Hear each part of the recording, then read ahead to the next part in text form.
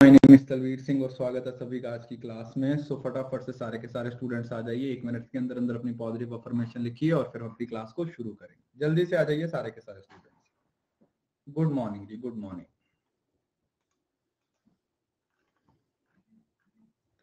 Good morning बच्चे, good morning.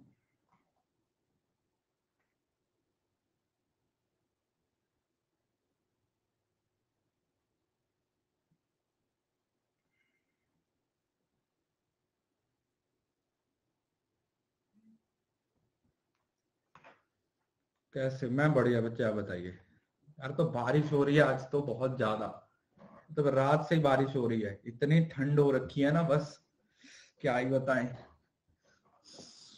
रात से बारिश हो रही है और वो भी कॉन्टिन्यूस बारिश हो रही है, रुक ही नहीं रही।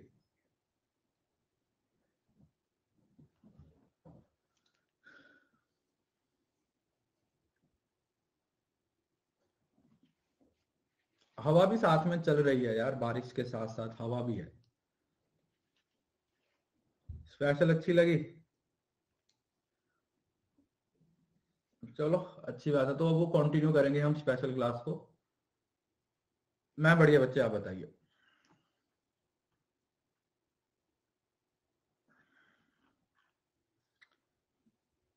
चलिए तो अभी सिर्फ मतलब 3 4 5 6 4 दिन के लिए, अगले 4 दिन के लिए आपकी डेली 2 स्पेशल क्लासेस होंगी पेपर 1 की। एक 6:45 से होगी और दूसरी आई थिंक 8:15 से होगी। ठीक है, ये जो 6:45 वाली है इसमें 2020 के जो हमारी सीरीज चल रही थी ना आईसीटी वाले, वो क्वेश्चंस होंगे। और ये जो 8:15 वाली है इसमें 2021 के जो इस बार के मिक्स एमसीक्यू है वो हुए थे, जो इस बार हुए थे, समझ रहे हो ना, जो इस बार के पेपर है वो उसमें कवर करेंगे।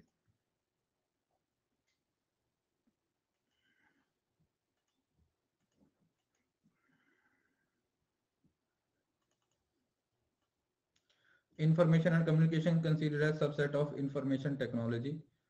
The right to use is a piece of software which second तो ठीक है। ICT is considered as subset of IT. IT is the subset of ICT. ICT नहीं, IT. IT will be the subset of information technology. वो communication वाली बड़ी term है, ठीक है जी, कम्युनिकेशन वाली बड़ी टर्म है, इस वजह से।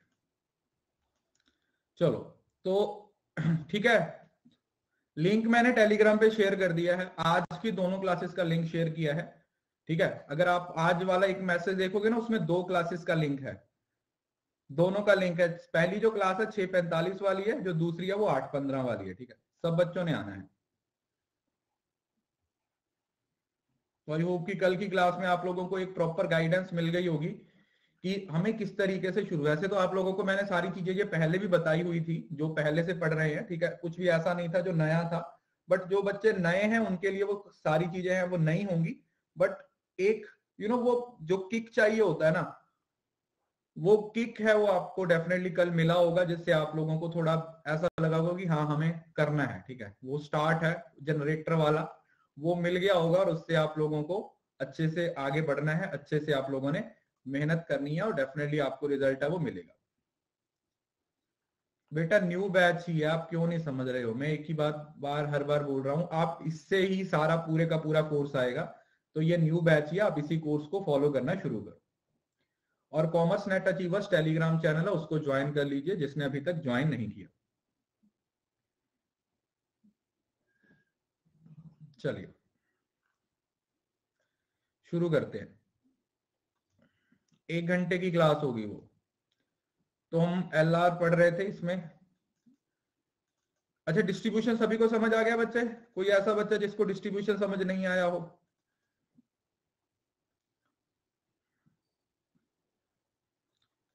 चलिए, अब ना 2 चीजें हैं जो बहुत ज्यादा इंपॉर्टेंट है। जैसे ये प्रोपोजिशन वाला कंसेप्ट है, अब अपनी बातें बंद रखिए, ठीक है, और क्लास पे ध्यान दीजिएगा। ठीक है, क्योंकि अभी जो चीजें मतलब ये इंपॉर्टेंट है, ये पेपर में पूछी जाती है। ठीक है, क्योंकि ये मिडिल टर्म कौन सी होती है, मेजर टर्म कौन सी होती है, उससे रिलेटेड ये क्वेश्चन है। ठीक है, जो यहाँ से आपको पेपर में पूछा जाता है। ठीक है, तो आपको एक बात मैंने बताई थी कि जो एक आर्ग्यूमेंट होता है वो कैसे बनता है, आर्ग्यूमेंट कैसे बनता है कि सर उसमें एक प्रीमाइस 1 होता है और दूसरा प्रीमाइस 2 होता है और उसके बेसिस पे हम एक कंक्लूजन निकालते हैं, तो इन तीनों को मिला के क्या बनता है, हमारा आर्ग्यूमेंट बनता है।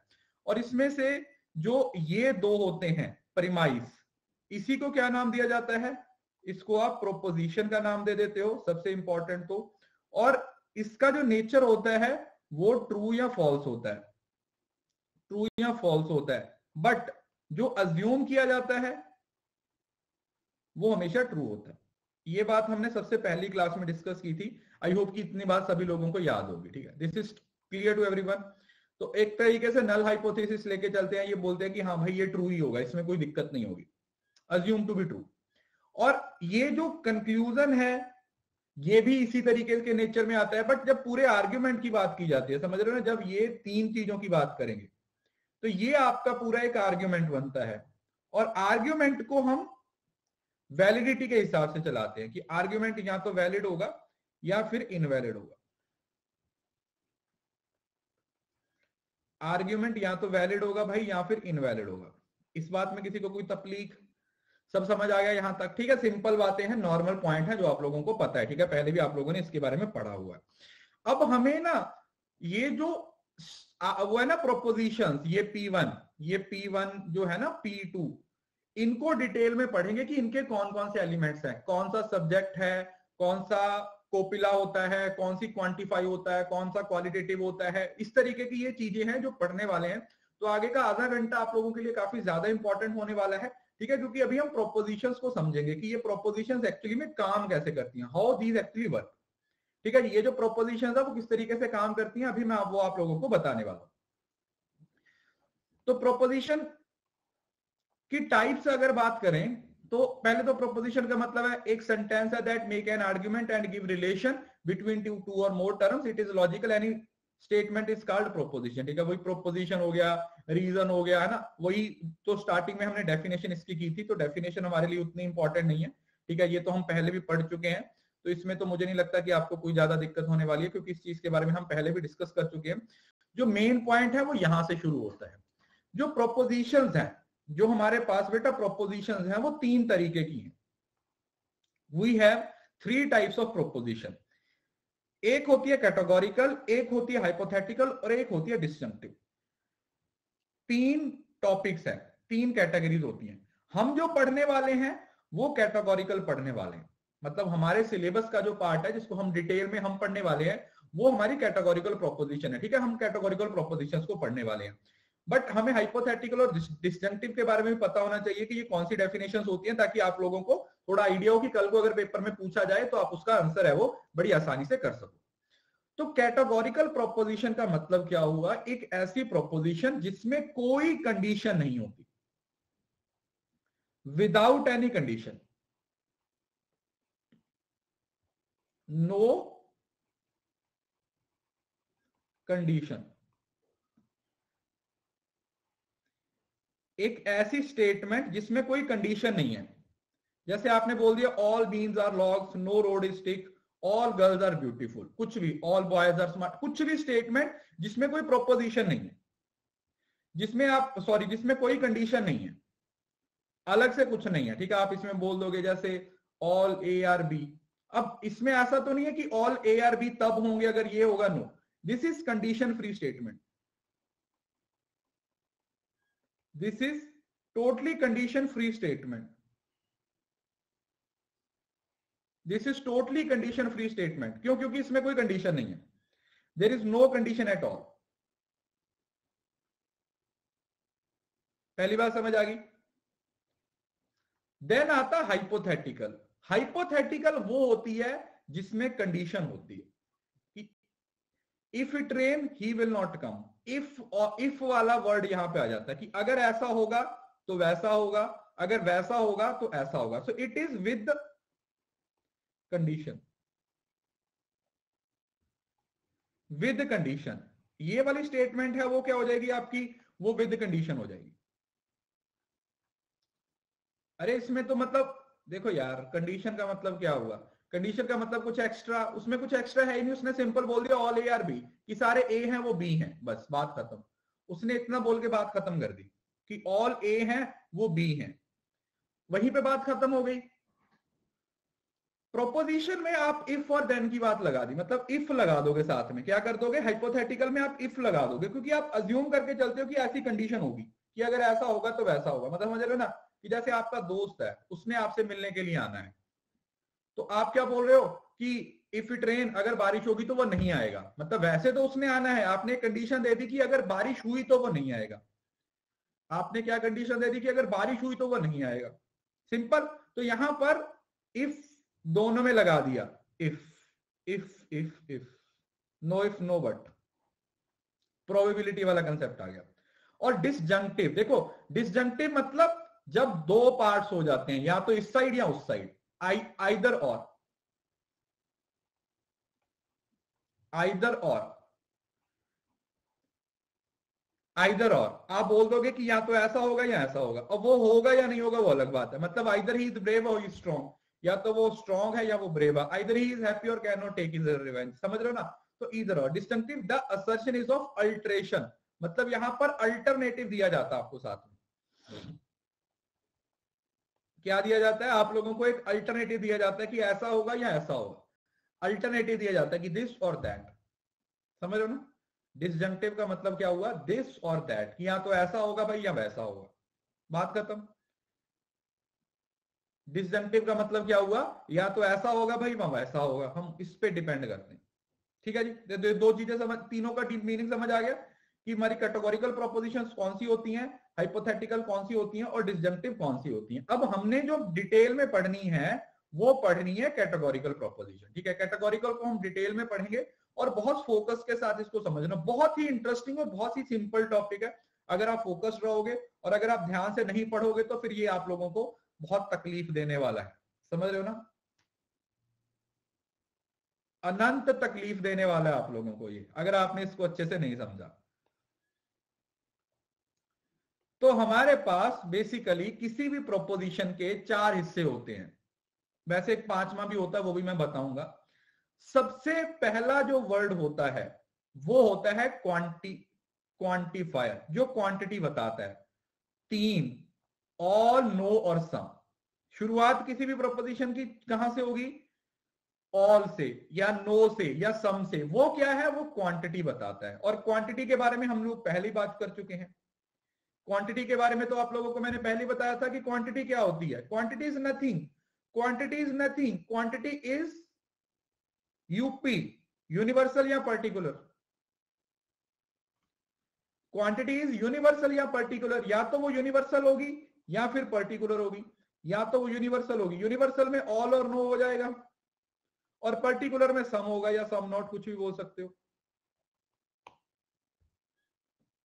पहली बात तो जो स्टार्टिंग, फिर आता है आपका एस। अब आप लोगों को समझ आया कि वहां पे मैंने ऑल एस आर पी क्यों लिया था, क्योंकि मैं यहां पर उस चीज को समझाना था, इस वजह से मैंने वहां पर एस और पी लिया था, ताकि आगे चल के आपको कोई दिक्कत ना आए कि एस और पी क्यों लिया था। तो वहां पर जो एस लिया था उसका मतलब था सब्जेक्ट, जिसके बारे में बात की जा रही है, about which something is being said, जो जिसके बारे में कुछ बोला जा रहा है। अबाउट वट, यार इसके बारे में बोल रहे हैं कि ऐसा है, अबाउट वट, इसके बारे में।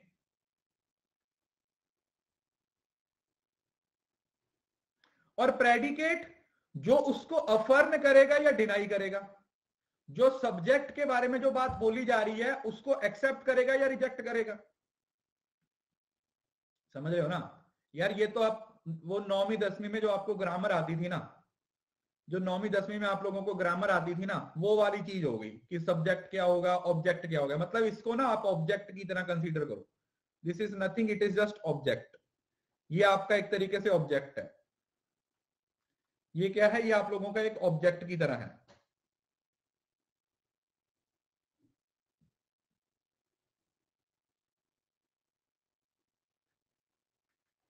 बात समझ में आ गई। तो ये एक ऑब्जेक्ट की तरह है, क्योंकि इसमें हमें और कुछ नहीं देखना, ऑब्जेक्ट है। प्रियंका बेटा, आप इस कोर्स को ना अभी यहां पे छोड़ दीजिए, इस कोर्स की रिकॉर्डिंग सारी क्लासेस देख के आओ, उसके बाद इस कोर्स को फॉलो करो। ठीक है, 2-3 दिन के अंदर इस कोर्स की सारी रिकॉर्डिंग क्लासेस देख के आओ, उसके बाद फिर लाइव क्लास में आइए, फिर आपको अच्छे से समझ आएगा। ठीक है जी, यहां से शुरू कर लो कोर्स, आपका कोई दिक्कत नहीं। और देन आता है कोपिला। ये कोकिला आंटी है ना, राशि है ना, वो बहुत मीम फेमस हुआ था ना, कुकर में चढ़ा दिया, चने निकाल दिए, पता नहीं क्या क्या कर दिया था भाई। तो वो रसोड़े में कौन था? तू थी, मैं थी, ये थी, वो था, तेरा बाप था, तेरी माँ थी, मतलब कुछ भी मान लो। ये तो सिर्फ मैं हंसी मजाक कर रहा हूं। कोपिला का मतलब होता है सिंपल, जो क्या करता है, रिलेशन, मतलब हेल्पिंग वर्ब है। इसको अंग्रेजी के हिसाब से देखोगे तो ये हेल्पिंग वर्ब होगी, ये हेल्पिंग वर्ब हो जाएगी, जो सब्जेक्ट और प्रेडिकेट को आपस में क्या कर रही है, जोड़ रही है, जो सब्जेक्ट और हेल्पिंग वर्ब को जोड़ रही है। और जो कोपिला है ना बेटा, ये आपका दोनों तरीके का हो सकता है। अब कोकिला, कोकिला क्या यार, कोपिला को आप क्वालिटी के साथ रिलेट कर दो, क्योंकि कोपिला है वो आपका पॉजिटिव भी हो सकता है और नेगेटिव भी हो सकता है ना। अगर इज एम आर हुआ, इज एम आर हुआ तो वो पॉजिटिव हो जाएगा, है ना, वो पॉजिटिव हो जाएगा, जिसके बारे में हम पहले डिस्कस कर रहे थे, अफर्मेटिव हो जाएगा। और वहीं पे इज नॉट, एम नॉट और आर नॉट, अगर ये लग गया तो वो नेगेटिव हो जाएगा। समझ रहे हो ना? तो कहीं ना कहीं क्वालिटी को कोपिला के साथ रिलेट कर दो, तो आप ये मान के चलो कि 5 एलिमेंट हो जाएंगे। क्या हो जाएंगे? 5 एलिमेंट हो जाएंगे, राइट। तो सबसे पहले क्वांटिफायर होगा, फिर सब्जेक्ट होगा, फिर कोपिला आएगी, फिर प्रेडिकेट होगा। कुछ इस तरीके से ये चीज आप लोगों ने याद रखनी, राइट। किसी को इस बात में कोई दिक्कत, किसी को कोई पॉइंट समझ नहीं आया तो वो मुझसे पूछ सकता है। सर क्वांटिफायर, बेटा जो क्वांटिटी बताता है ना, ऑल है, सारे हैं, कोई नहीं है, सम है। क्वांटिफायर तो जो क्वांटिटी बताता है ना, ऑल, नो, सम। सब्जेक्ट जिसके बारे में बात हो रही है, प्रेडिकेट जो उसको बोल रहा है, और कोपिला मतलब जो उनको रिलेट कर रहा है। बेटा इज एम आर यार, हेल्पिंग वर्ब, स्कूल टाइम पे कितना पढ़े हो आप? Is am are, copula, is am are. बस कोपिला में दो चीजें हो सकती हैं। अब देखो, इज हुआ तो पॉजिटिव हो गया, आर हुआ तो भी पॉजिटिव हो गया, एम हुआ तो भी पॉजिटिव हो गया, बट उसके साथ अगर आपने नॉट लगा दिया तो वो नेगेटिव हो जाएगा। ठीक है जी, बस अभी इसको एग्जांपल से समझते हैं। क्वालिटी, ठीक है, ये क्वालिटी देखो, ये क्वालिटी को किसके साथ रिलेट करना है आप लोगों ने? ये कोपिला से निकलेगी। क्वालिटी किससे पता चलेगी? कोपिला से पता चलेगी, क्योंकि कोपिला में देखो, कोपिला दोनों को रिलेट करता है। देखो इज हो सकता है, वो एम हो सकता है, वो आर हो सकता है। अगर ये सिंपल है तो इसको आप बोल दोगे कि ये तो सर अफर्मेटिव है, ये तो सर अफर्मेटिव है क्योंकि ये तो पॉजिटिव है। और वहीं पर अगर इसी को मैं लिख दूं इज नॉट, एम नॉट और आर नॉट, तो है तो ये भी कोपिला ही ना। अब ऐसा तो नहीं है कि ये चेंज हो गया, बस ये हो जाएगा नेगेटिव। ये क्या हो जाएगा? ये नेगेटिव हो जाएगा। दिस विल बी नेगेटिव, ये नेगेटिव हो जाएगा। आप ऐसा मान के चलो,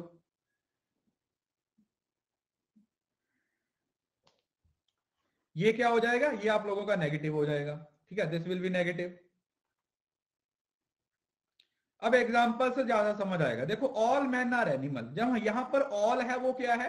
क्वांटिफायर है, वो क्वांटिटी बताता है कि यार ये तो क्वांटिटी की बात हो रही है। ऑल मैन आर एनिमल, तो ये क्या बोल रहा है? क्वांटिटी बता रहा है। मैन क्या है? जिसके बारे में बोल रहे हैं, वो सब्जेक्ट हो गया मैन। आर क्या हो गई? कोपिला, क्योंकि वो सब्जेक्ट और ऑब्जेक्ट को या प्रेडिकेट को रिलेट कर रहा है। और एनिमल्स यहां पर क्या हो गए? प्रेडिकेट हो गए, है ना। यहां पर एनिमल क्या हो गए? प्रेडिकेट हो गए। क्यों? क्योंकि वो उसको आपस में क्या कर रहा है? लिंक कर रहा है, वो उसको आपस में जोड़ रहा है, वो उसको आपस में जोड़ रहा है। वो हमारा क्या हो जाएगा? That will be our predicate. हाँ, क्वालिटी आपकी कोपिला से डिसाइड होगी, आप ऐसा मान के चलो। मतलब क्वालिटी को हम अलग से नहीं कर रहे, क्वालिटी को कोपिला से रिलेट कर देंगे कि देखो अगर यहां पर आर के साथ नॉट लगा होता तो ये क्या हो जाता? ये नेगेटिव हो जाता। बट अब यहां पर सिंपल आर लगा हुआ है तो ये अफर्मेटिव है, ये पॉजिटिव है ना, इस तरीके से। उसके बाद देखो, जैसे सम है, यहां पर क्वांटिटी क्या है? सम। सम कौन सी होती है? पर्टिकुलर। सम कौन सी होगी? पर्टिकुलर। पेन सब्जेक्ट जिसके बारे में हम बात कर रहे हैं, आर जो कोपिला है जो उनको रिलेट कर रहा है, और इरेजर जिसके बारे में बात की जा रही है, जो जो अफर्म कर रहा है या डिनाई कर रहा है, क्योंकि ये पॉजिटिव है तो अफर्म करेगा। देखो सिंपल सी बात है यार, अगर वो पॉजिटिव है तो वो अफर्म करेगा, और अगर वो नेगेटिव है तो वो डिनाई करेगा। सिंपल सी बात है ना। अगर वो पॉजिटिव है तो वो अफर्म करेगा, और अगर वो नेगेटिव है तो वो डिनाई कर देगा। बात खत्म। समझ आ गया यहां तक? किसी को कोई दिक्कत? बोलो, is it clear to everyone? किसी बच्चों को इसमें कोई भी पॉइंट क्लियर नहीं हुआ तो दोबारा पूछ सकता है, नहीं तो हम आगे चलते हैं। You can ask again, otherwise we can move forward. Otherwise हम आगे चल सकते।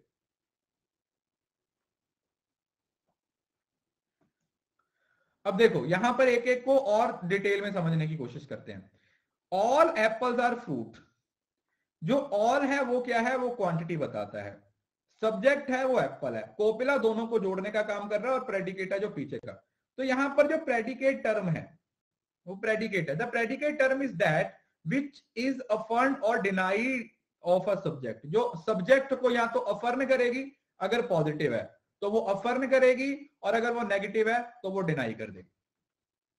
अगर वो पॉजिटिव है तो वो अफर्म कर देगी, वो उसको सच मान लेगी, मतलब आप पॉजिटिव वे में आगे लेके चलेगी। और अगर वो नेगेटिव है तो वो उसको क्या कर देगी? डिनाई कर देगी, वो उसको डिनाई कर देगी।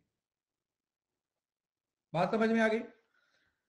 The quantity of extension of predicate shall be represented by symbols. अब क्वांटिटी को दो ही चीजें होती हैं, ठीक है ना। क्वांटिफायर दो तरीके का हो सकता है, या तो पी लिख दिया तो इसका मतलब पर्टिकुलर हो गया, और यू लिख दिया तो मतलब यूनिवर्सल लिख दिया। या तो पी यू पंजाब यूनिवर्सिटी, या यूपी उत्तर प्रदेश, जैसी आपकी इच्छा वैसे याद रख सकते हो दोनों को। चाहे तो आप पीयू से याद रख लो, चाहे आप यूपी से याद रख लो। पीयू से याद रख लो, चाहे आप यूपी से याद रख लो। सर कोपिला में क्वालिटी कैसे होगा? अरे यार आर, मेरे को एक बात बताओ, आर के साथ ही नॉट लगेगा ना, इसको नेगेटिव कैसे बनाओगे आप ये बताओ? इसको नेगेटिव कैसे बनाओगे? ठीक है, इस वजह से तो ये हुआ। उसके बाद अब हम देखो, कोपिला ये आ गया तुम्हारा फेवरेट। कोपिला ये वाला जो दोनों को जोड़ने का, copula is a qualifier of a proposition. मतलब यहां पर कोपिला को आपने किसके साथ रिलेट करना है? क्वालिटी के साथ। जैसे अभी मैंने आप लोगों को बताया, it is related with the quality. मतलब हम क्वालिटी को सेपरेटली डिस्कस नहीं करते। आप ये मान के चलो कि जो कोपिला है ना वही क्वालिटी बताएगा, जो कोपिला है ना वही क्वालिटी बताएगा। अब ये जो कोपिला है, it is because of it, इसकी वजह से, मतलब कोपिला की वजह से ही कोई प्रोपोजिशन या तो अफर्मेटिव होती है या नेगेटिव होती है।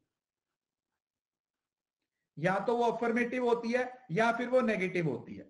सिंपल, या तो वो अफर्मेटिव होगी या फिर वो नेगेटिव होगी।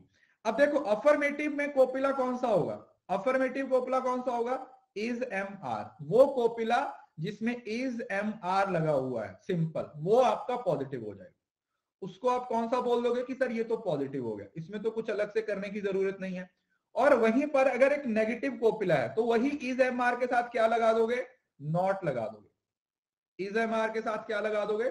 नॉट लगा दोगे। इज एम आर के साथ नॉट लगा दोगे, that will make the copula negative copula और अ पॉजिटिव कोपिला।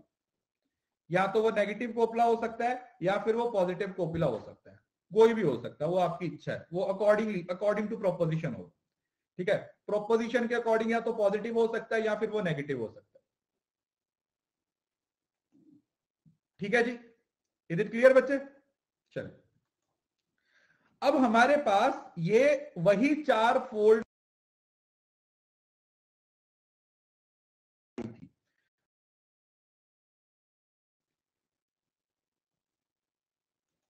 ये वही चार प्रोपोजिशन है बेटा जो हमने स्क्वायर ऑफ ऑपोजिशन को स्टार्ट करते हुए शुरू की थी। याद आया?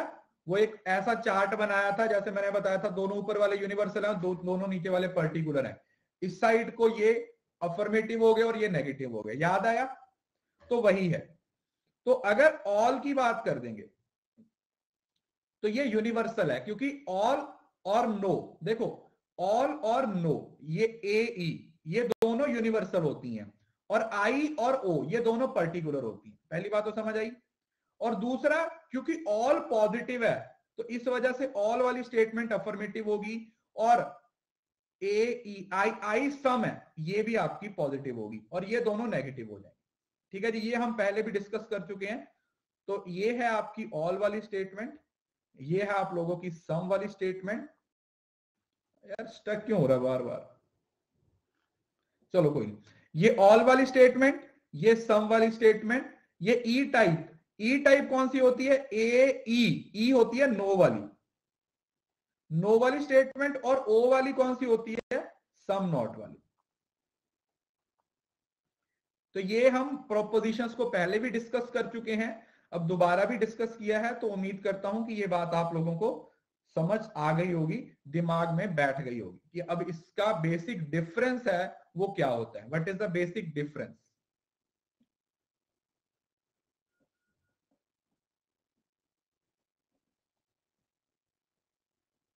ठीक है जी, ये हम पहले भी डिस्कस कर चुके हैं, पहली बार नहीं आया है ये। हम उससे इससे पहले भी काफी बार पूछा। देखिए एक बार रिफ्रेश कर लीजिए, मेरे एंड से तो अभी स्टक नहीं है, बीच में थोड़ा सा स्टक हुआ था बट अब सही चल रहा है। बीच में थोड़ा स्टक हुआ था बट अभी सही चल रहा है।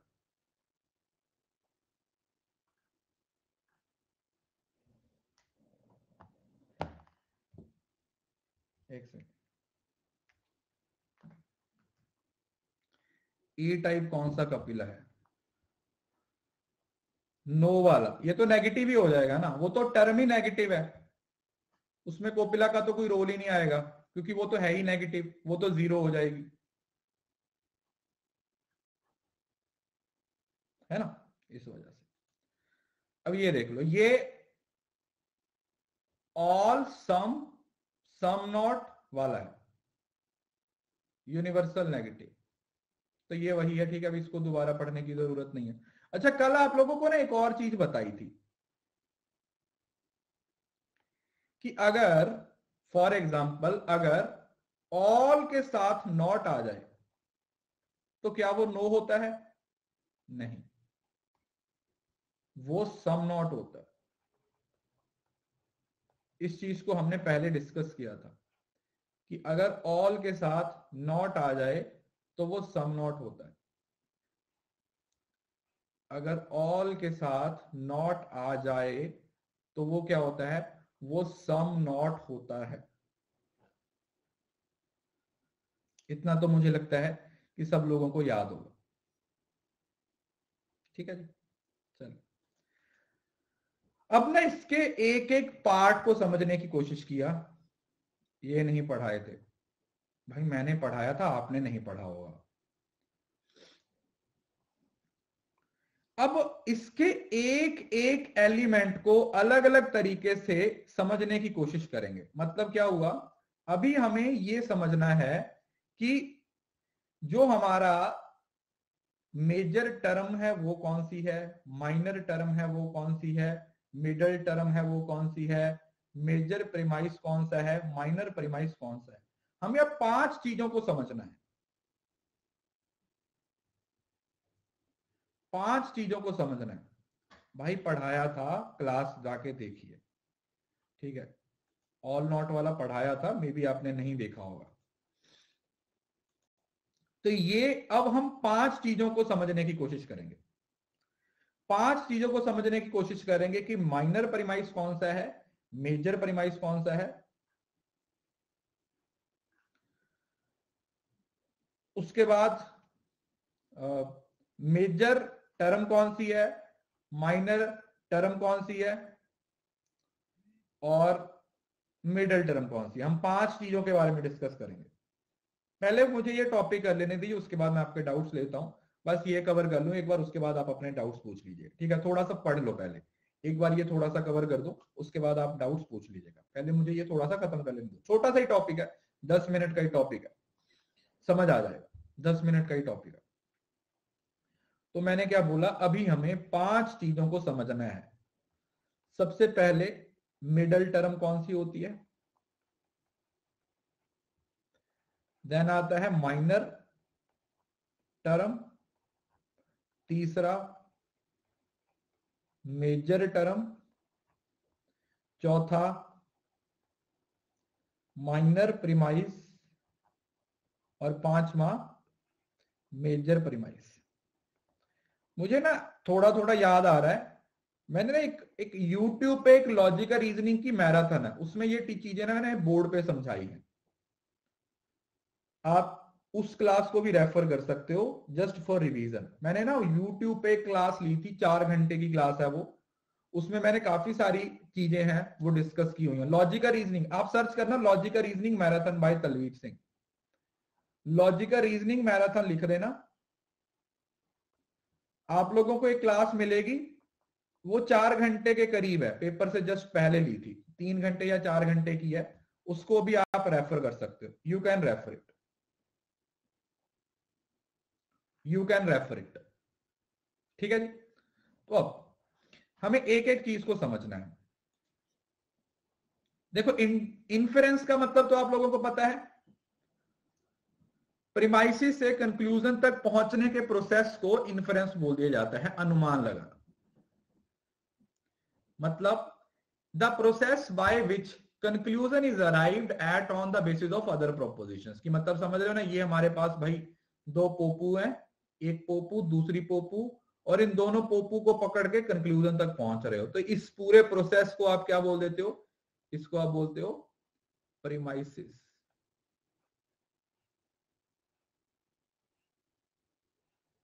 इसको आप क्या बोल रहे हो? प्रीमाइसिस। प्रीमाइसिस से कंक्लूजन तक पहुंचने के प्रोसेस को क्या बोला जाता है? इन्फरेंस, सॉरी प्रीमाइस नहीं, इन्फरेंस, गलत लिख दिया। प्रीमाइस नहीं होगा, ये इन्फरेंस हो जाएगा। क्या हो जाएगा ये इन्फरेंस हो जाएगा। ये क्या हो जाएगा बेटा? इन्फरेंस हो जाएगा। सिंपल, साधारण, नॉर्मल सी बात। अब ये जो हमारे पास पूरा आर्ग्यूमेंट होता है, अब देखो ये वाली all humans are mortal, all Greeks are humans, all Greeks are mortal. मैं इसको ना दूसरे पेज पे लिखता हूं, ऑल ह्यूमंस आर मॉर्टल।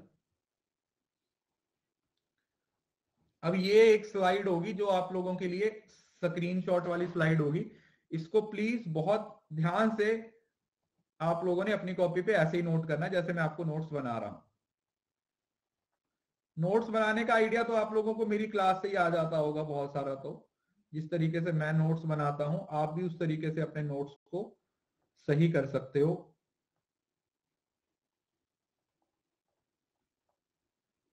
कंक्लूजन, ठीक है जी। स्क्रीनशॉट मत लो भाई, लिख लो। All humans are mortal, all humans are mortal, all Greeks are human, all Greeks are human. अभी ना मैं पेन टैब चेंज करूंगा अपना कल, ये थोड़ा ना ज्यादा, देखो इतना लिख के ना कैसी हालत कर दी, दिख रहा है? ये दिख रहा है तुम्हें?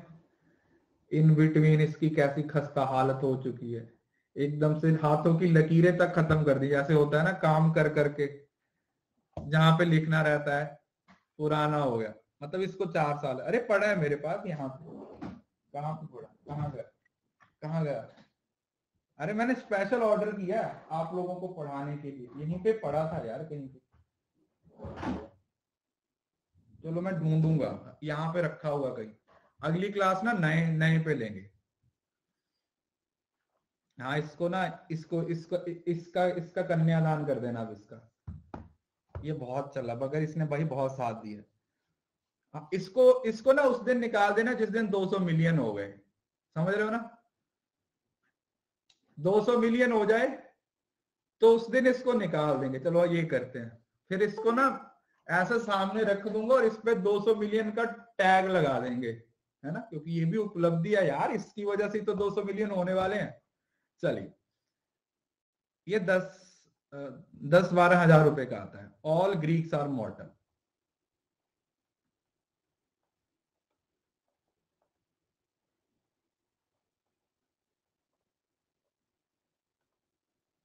All Greeks are mortal. अब ध्यान से समझने की कोशिश करना, मैं आपको एक एक टर्म समझाने की कोशिश करता हूं। सबसे पहले हम समझेंगे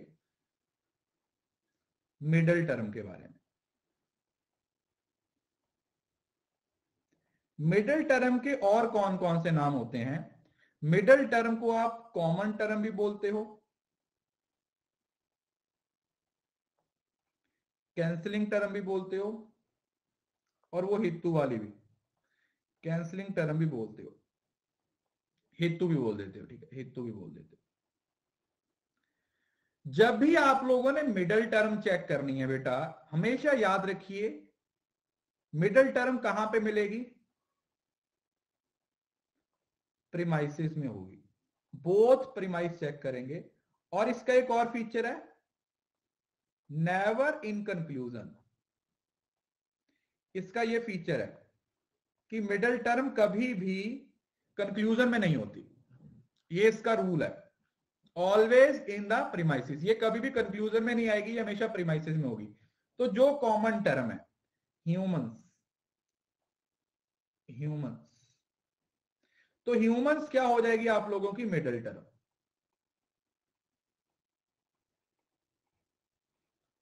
ह्यूमंस क्या हो जाएगी आपकी? मिडल टर्म हो जाएगी। अच्छा, यहां पर ना एक और चीज बताता हूं, वैसे मैं वो आपको फॉर्मल फैलेसी में भी पढ़ाऊंगा। किसी भी आर्ग्यूमेंट के ना एक स्टैंडर्ड फॉर्म होती है, और स्टैंडर्ड फॉर्म का एक रूल होता है, टोटल कितनी टर्म्स होती हैं? 3 टर्म्स होती हैं, और हर टर्म 2 बार आती है। याद रखिए, टोटल किसी भी आर्ग्यूमेंट में 3 टर्म्स होती हैं और वो 2 बार रिपीट होती हैं। जैसे अगर आप इसको चेक कर, तभी वो एक स्टैंडर्ड फॉर्म होगा। अगर आप इसको चेक करोगे, देखो ह्यूमन, ग्रीक और मॉर्टल, 3 टर्म होगी, पहली बात तो क्लियर होगी। और चेक करो कि क्या तीनों टर्म 2-2 बार आ रही हैं। देखो यहां पर 2 बार ह्यूमन आया, ग्रीक यहां पर 2 आया, तो मॉर्टल यहां पे, तो इसका मतलब ये स्टैंडर्ड फॉर्म में है। इससे एक बात तो बिल्कुल क्लियर हो रही है कि ये जो आर्ग्यूमेंट है वो एकदम से अपनी स्टैंडर्ड फॉर्म में है। तो स्टैंडर्ड फॉर्म के बाद ही हम उसको आगे चेक करने की कोशिश करते हैं। मैंने क्या बोला? जब भी हम किसी भी आर्ग्यूमेंट को चेक करेंगे तो उसकी स्टैंडर्ड फॉर्म चेक की जाती है। तो स्टैंडर्ड फॉर्म चेक करने के लिए आप क्या चेक करोगे कि क्या उसमें 3 टर्म्स हैं और सेम सेंस में इस्तेमाल होती हैं। ठीक है, वैसे ये फॉर्मल फैलेसी का पार्ट है, फिर भी आप थोड़ा सा समझ लीजिए ताकि फॉर्मल फैलेसी आपको समझने की में कोई दिक्कत ना हो। पहली बात तो कि टोटल 3 टर्म्स होनी चाहिए और हर टर्म 2 बार आनी चाहिए। सिर्फ फिलहाल इतना समझ लो, आगे जो भी होगा वो मैं आपको अगली क्लास में जब फॉर्मल फैलेसी पढ़ाऊंगा तब आप लोगों के दिमाग में बिठा दूंगा। फिलहाल के लिए आप इतना याद रखो कि कोई भी स्टैंडर्ड फॉर्म तभी बनती है जब उसके अंदर टोटल 3 टर्म्स होती हैं और हर टर्म 2 बार रिपीट होती है। राइट, तो ये होगी आप लोगों की middle term. Middle term then आता है आप लोगों की मेजर टर्म। जैसे हम मिडल टर्म के लिए हमेशा प्रीमाइस को देखते हैं, मेजर टर्म के लिए किसको देखेंगे? कंक्लूजन को देखेंगे। याद रखिए, मेजर टर्म के लिए भी कंक्लूजन को देखेंगे और माइनर टर्म के लिए भी कंक्लूजन को देखेंगे। याद रखिए, ये कहां पे होंगी? ये हमारी हमेशा कंक्लूजन में होंगी। इस बात को अपनी कॉपी पे नोट डाउन कर लो। सिर्फ मिडल टर्म को चेक करने के लिए आप लोगों ने क्या करना है? मिडल टर्म को चेक करने के लिए आप लोगों ने प्रीमाइसिस को चेक करने हैं, और मेजर टर्म और माइनर टर्म को ढूंढने के लिए आप लोगों ने कंक्लूजन चेक करना है। अब हमारे पास जो कंक्लूजन है वो ये है, ऑल ग्रीक्स आर मॉर्टल। देखो एक तो बहुत सिंपल सा तरीका है, जो पहले आएगा वो छोटा है, जो बाद में आएगा बड़ा है। एक तरीका तो ये है, सिंपल, ऐसा याद रख सकते हो, जो पहले आएगा वो छोटा है, जो बाद में आएगा वो बड़ा है। एक तरीका तो ये है। मतलब क्या हुआ कि जो सब्जेक्ट होगा, subject of conclusion,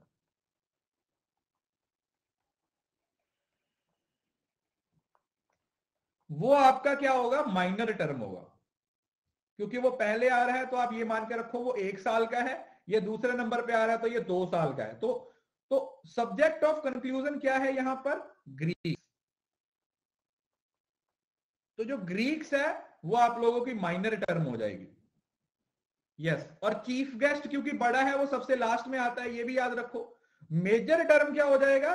predicate,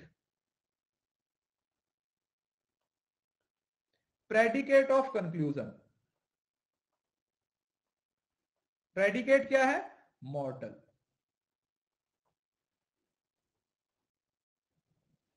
simple तरीके से याद रख लो, जो पहले आएगा वो छोटा, जो बाद में आएगा वो बड़ा। वैसे भी चीफ गेस्ट सबसे बाद में आता है, इस वजह से वो बड़ा होता है। तो सिंपल तरीके से याद रखो कि मेजर टर्म और माइनर टर्म ढूंढने के लिए हमें क्या करना है? मेजर टर्म और माइनर टर्म ढूंढने के लिए हमें परिमाइस को चेक नहीं करना, हमें कंक्लूजन को चेक करना है।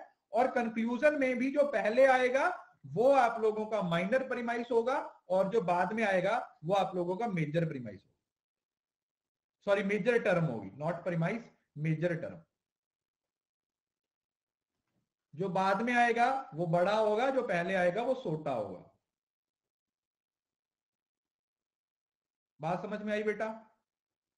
अरे बोलो ना, शर्मा काहे को रहे हो, ससुराल में आए हो। तो कैसे याद रखेंगे कि मेजर टर्म और माइनर टर्म पहली बात तो कंक्लूजन में मिलेगी। कंक्लूजन को पढ़ो, जो पहले आया वो 1 साल का, जो बाद में आया वो 2 साल का। तो 1 साल का छोटा है तो माइनर, 2 साल का बड़ा है तो मेजर। बस सिंपल सा कंसेप्ट जिसको आप याद रख सकते हो।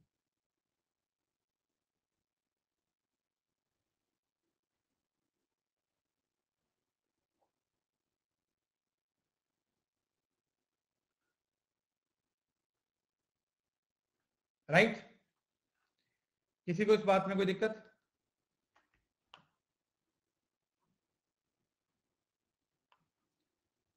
प्रत्यक्ष हर जगह पे होगा बेटा, हर जगह पे जरूरत पड़ेगी। प्रत्यक्ष के बिना कैसे चलेगा? अब उसके बाद एक और चीज, चौथे नंबर पे आएगा आपका माइनर परिमाइस,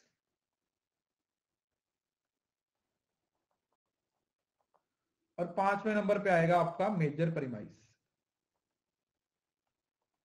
अब ये सिंपल है, देखो, जिस परिमाइस में माइनर टर्म है वो माइनर परिमाइस होगा, जिस परिमाइस में मेजर टर्म है वो मेजर परिमाइस होगा। और मेजर को हम सबसे पहले लिखते हैं। देखो, माइनर टर्म कौन सी थी आपकी? ग्रीक है। अब ग्रीक किस में आ रहा है? All Greeks are. तो ये वाला आपका माइनर हो जाएगा क्योंकि दूसरे नंबर पे आएगा। तो ऑल ग्रीक्स आर ह्यूमन, ये माइनर परिमाइस हो जाएगा। और मेजर टर्म कौन सी थी? Predicate, mortal. All humans are मॉर्टल।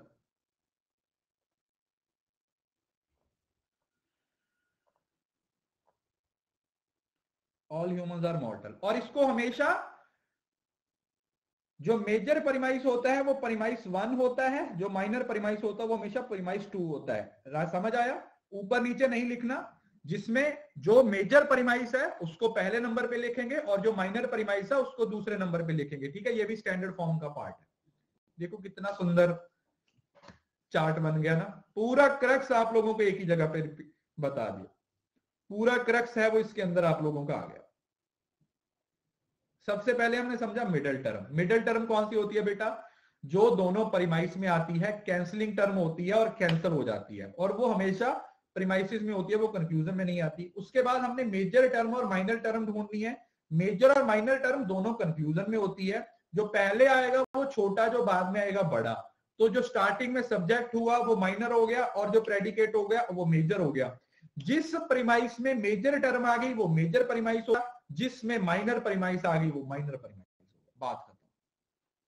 इतने सी ही एक कहानी है जो आप लोगों को समझानी थी।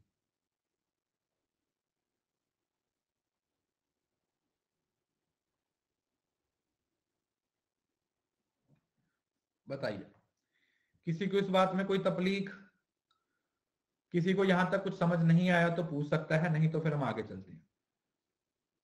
कल मैंने आप लोगों का वो फीडबैक फॉर्म पढ़े, मैं आज ना उस पर अच्छा मस्त वाला सॉन्ग लगा के शेयर करूंगा। काफी सारे बच्चों ने तो फीडबैक फॉर्म लिखे थे, बहुत सारे बच्चों ने नहीं भी लिखे, बट जिन्होंने भी लिखा है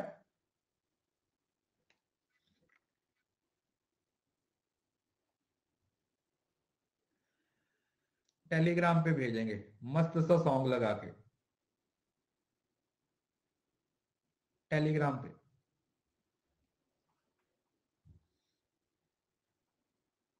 माइनर प्रीमाइस बेटा, जिसमें माइनर टर्म आ गई ना, माइनर टर्म कौन सी थी? ग्रीक। ग्रीक देखो ये आ रही है ना ग्रीक, ये देखो ग्रीक, तो ये माइनर प्रीमाइस है, मतलब ये वाला प्रीमाइस है वो माइनर प्रीमाइस है, और ये वाला आपका मेजर प्रीमाइस है।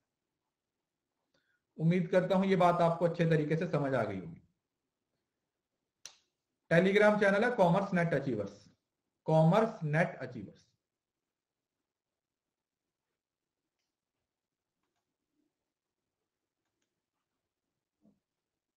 सुंदर लग रहा है, सुंदर तो जेठालाल का साला है।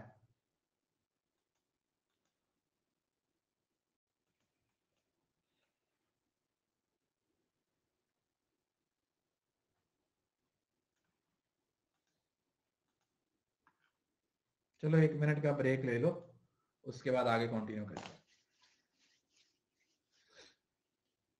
सरयूसी तारक मेहता नहीं, मैं पहले देखता था, अब तो बहुत ज्यादा बोरिंग हो गया। पहले हम पूरी फैमिली देखते थे हर रोज शाम को, मतलब आधा घंटा निकाल के। तो बोरिंग सा हो गया, इस वजह से अब नहीं देखते।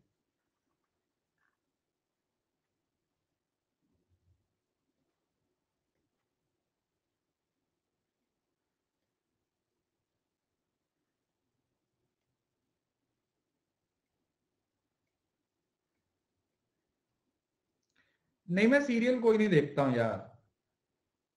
मैं आपको बताता हूँ मैं रेगुलर क्या देखता हूँ। मैं दो तीन चीजें रेगुलर देखता हूँ। एक, मैं शार्क टैंक रेगुलर देखता हूँ, मैं शार्क टैंक रेगुलर देखता हूँ। उसके साथ मैं WWE रेगुलर देखता हूँ, WWE रेगुलर देखता हूँ। नहीं नहीं, और ये बिग बॉस वाले तो कचरे बचरे हैं। ये बिग बॉस क्या होता है? कुछ भी नहीं होता। उसके साथ यूट्यूब पे तो फिर बहुत सारी चीजें आ जाती हैं, बहुत सारे पॉडकास्ट हैं, बहुत सारी अच्छी वीडियोस होती हैं। कुछ टिम फेरिस टिम फेरिस का एक पॉडकास्ट है, वो बहुत अच्छा है। टिम फेरिस, वो ना, वो सक्सेसफुल लोगों की इंटरव्यू करता है, सक्सेसफुल लोगों की इंटरव्यूज करता है। देखो यार, मेरे को, मैं ना आप लोगों को एक बात बताता हूं, तो वो अलग बात है। प्रतिभा बेटा, मैंने आपको पहले इस चीज के बारे में बता दिया कि प्रत्यक्ष में परिमाइज की जरूरत पड़ेगी ही पड़ेगी अगर हम कंक्लूजन तक पहुंचना चाहते हैं। देखो आप ना, देखो एंटरटेनमेंट जरूरी है, बट ऐसा नहीं है कि आप कुछ भी देख रहे हो, ठीक है। एंटरटेनमेंट जरूरी है, बट अगर आप कोई ऐसी चीज देखे एंटरटेनमेंट करो जिससे आप कुछ सीख भी पाओ, तो ज्यादा अच्छा है ना। मतलब मेरी पर्सनल चॉइस नहीं है बिग बॉस, मैंने कभी नहीं देखा। लिटरली मैंने आज तक एक एपिसोड नहीं देखा, लिटरली सिंगल एपिसोड नहीं देखा।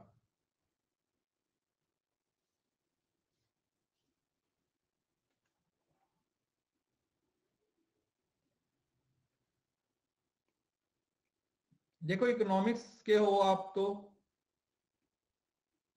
तो इकोनॉमिक्स माइक्रो की क्लास देख सकते हो, और कोई क्लास नहीं देख सकते आप। चलो आगे बढ़ते हैं, बहुत हो गया बातें। अब यहां पर एक बार रिवाइज हो जाएगा। मेजर प्रीमाइस कौन सा होगा? Predicate of conclusion, predicate of conclusion, ठीक है जी। क्या हो जाएगा? Predicate of conclusion. जो कंक्लूजन है उसका जो प्रेडिकेट होगा वो आप लोगों का मेजर प्रीमाइस हो जाएगा। माइनर प्रीमाइस क्या होगा? सब्जेक्ट,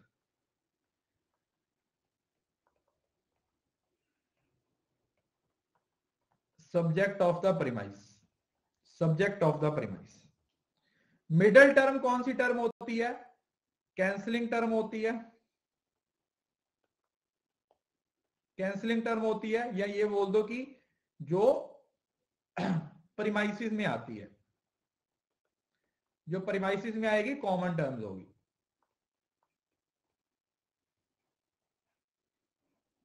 जो कॉमन टर्म होगी। कंक्लूजन तो आप लोगों को पता ही है, फर्स्ट सब्जेक्ट, फर्स्ट प्रोपोजिशन का सब्जेक्ट और सेकंड टर्म का प्रेडिकेट। कंक्लूजन किससे बनेगा? कंक्लूजन फर्स्ट प्रीमाइस का सब्जेक्ट लेके और सेकंड प्रीमाइस का प्रेडिकेट लेके। ठीक है, तो ये सिंपल, तो ये हो गया आपका। और उसके बाद ये तो हो गया,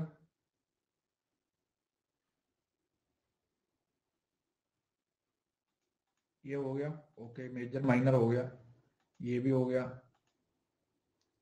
ये देखो, अब इसमें देख लो, ठीक है, इसमें सारी चीजें बहुत अच्छे से लिखी हुई हैं। देखो इसमें दो प्रीमाइस हैं, ये प्रीमाइस 1 है, ये प्रीमाइस 2 है, और ये कंक्लूजन है। आप लोगों ने एक एक टर्म ढूंढनी है। देखो पहले मिडिल टर्म ढूंढोगे तो ये स्फेगेटी, स्फेगेटी, ये दोनों में आ रहा है, तो ये मिडिल टर्म है। और फिर जो इटालियन है, क्योंकि ये प्रेडिकेट है, तो ये मेजर टर्म होगा। गिवोनी रॉसी है, ये माइनर टर्म हो जाएगा। अब मेरे को एक बात बताओ, मेजर प्रीमाइस कौन सा है जिसमें इटालियन आएगा? ये वाला, क्योंकि ये मेजर टर्म जिसमें आएगी वो मेजर प्रीमाइस होगा।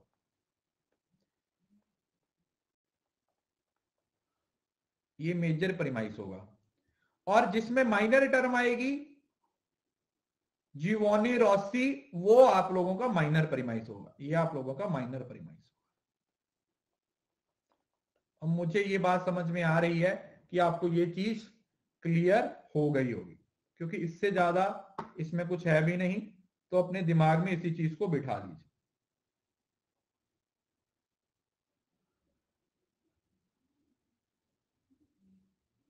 क्लियर है जी? अब ये 3-4 बार रिपीट हो चुकी है, तो इसको दिमाग में बिठा लीजिए। अब ये डिस्ट्रीब्यूशन वाला कल मैंने आप लोगों को पढ़ा दिया है। इसमें ना एक चीज है, वो मैं आप लोगों को बताऊंगा। वैसे तो हम इसको कल पढ़ चुके हैं डिस्ट्रीब्यूशन। इसमें ना ये देखो, एक तो ये वाला चार्ट आप बना लीजिए, ठीक है, मैंने तो आपको क्लास में बना के दिया था ना ये चार्ट, बट ये चार्ट तो आप लोग इसमें आप पीपीटी में मैंने ऐड कर दिया, तो आप इसको लिख सकते हो। इसमें ना एक चीज है जो मैं आपको नहीं बताने वाला हूं, वो है ये वाली। जो ऑल वाली होती है ना, उसको कंप्लीट इंक्लूजन बोलते हैं, क्योंकि वो 100% इंक्लूडेड होती है। 100% पॉजिटिव होने की वजह से इंक्लूजन बोल देते हैं। इंक्लूड करने का मतलब ऐड कर लेना ना, इंक्लूजन का मतलब इंक्लूड कर लेना। तो कंप्लीट इंक्लूजन मतलब 100% वो अंदर है, वो है, पॉजिटिव है। और जो नो वाली स्टेटमेंट है वो 100% नेगेटिव होती है, तो वो कंप्लीट एक्सक्लूजन हो गई। वो क्या होगी?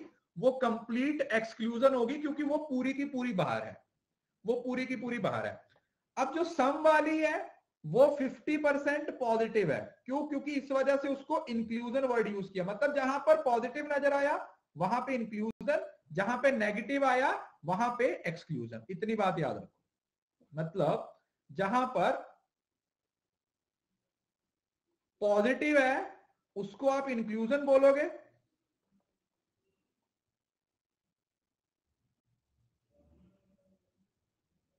फर्स्ट प्रीमाइस का सब्जेक्ट, अरे सब्जेक्ट, फर्स्ट प्रीमाइस का सब्जेक्ट नहीं बोला यार मैंने कंक्लूजन का बोला, सब्जेक्ट ऑफ, अच्छा यहां पे गलत लिख दिया, सब्जेक्ट ऑफ कंक्लूजन। जैसे ये ऊपर प्रेडिकेट ऑफ कंक्लूजन लिखा है ना, तो मेजर और माइनर हम दोनों सिर्फ प्रीमाइस कंक्लूजन में ही चेक करेंगे। वो लिखने में गलती हो गई थी, अदरवाइज ये चीजें मैं 3 बार यहां पर रिपीट कर चुका हूं, ठीक है, 3 बार मैं बता चुका हूं ये चीज, ठीक है। वो लिखने में यहां पे थोड़ी मिस्टेक हो गई है, अदरवाइज माइनर और मेजर प्रीमाइस कहां पे मिलेंगे? कंक्लूजन में मिलेंगे, ठीक है। अरे हो जाता है वो कई बार, उसमें कोई दिक्कत नहीं। आप लोगों को पता चल गया, इसका मतलब आप ध्यान से क्लास देख रहे हो, सोए नहीं हो। तो इसमें आप लोग क्या मानोगे, अगर मैं पॉजिटिव पॉजिटिव के लिए वर्ड लिख रहा हूं, देखो दो पॉजिटिव होते हैं, देखो पॉजिटिव के लिए वर्ड कौन सा आएगा, इंक्लूजन। नेगेटिव के लिए कौन सा वर्ड आएगा, एक्सक्लूजन। पॉजिटिव अगर 100% है तो कंप्लीट, नेगेटिव अगर 100% है तो कंप्लीट, पॉजिटिव अगर 50% है तो पार्शियल, नेगेटिव अगर 50% है तो पार्शियल। बात खत्म। ये एक चीज कल रह गई थी, तो मैंने सोचा कि आज आपको ऐड करवा दूं, ताकि आप अपने उन्हीं नोट्स में, जो डिस्ट्रीब्यूशन वाले नोट्स हैं वहीं पर आप इसको ऐड कर लो। जो आपके डिस्ट्रीब्यूशन वाले नोट्स हैं उसी में आप इसको ऐड कर लो।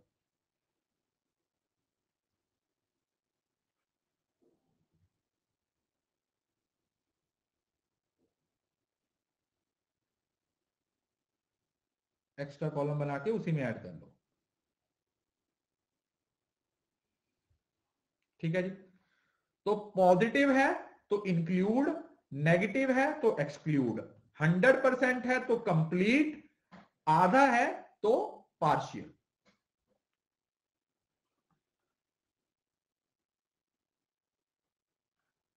राइट। तो इस तरीके से आप इस चीज को क्या कर सकते हो, याद रख सकते हो। इसके साथ आपका जो डिस्ट्रीब्यूशन वाला टॉपिक है ना, वो बेटा पूरा कवर हो जाता है। डिस्ट्रीब्यूशन में इससे ज्यादा कुछ नहीं है, प्रोपोजिशन में इससे ज्यादा कुछ नहीं। हमारा इससे इसके साथ प्रोपोजिशन वाला टॉपिक भी खत्म हो जाता है और हमारा डिस्ट्रीब्यूशन वाला टॉपिक भी खत्म हो जाता है। अभी आप लोगों को SOO, स्क्वायर ऑफ ऑपोजिशन की कुछ कॉम्प्लेक्स कन्वर्जन है, वो मैं बताऊंगा। वैसे कभी पेपर में पूछी नहीं गई है, इस वजह से मैंने पहले नहीं करवाई थी, बट अब मैं वो करवाऊंगा आपको। ठीक है, इसके बाद वो शुरू करते हैं। 1 सेकेंड, 1 मिनट का ब्रेक ले लो। ठीक है जी। मूड एंड फिगर भी आएगा, सब कुछ आएगा, फॉर्मल इनफॉर्मल फैलेसी अभी हैं, 2-3 क्लासेस और हैं इसकी, टेंशन मत लो, सब करवाएंगे धीरे धीरे, हौले हौले।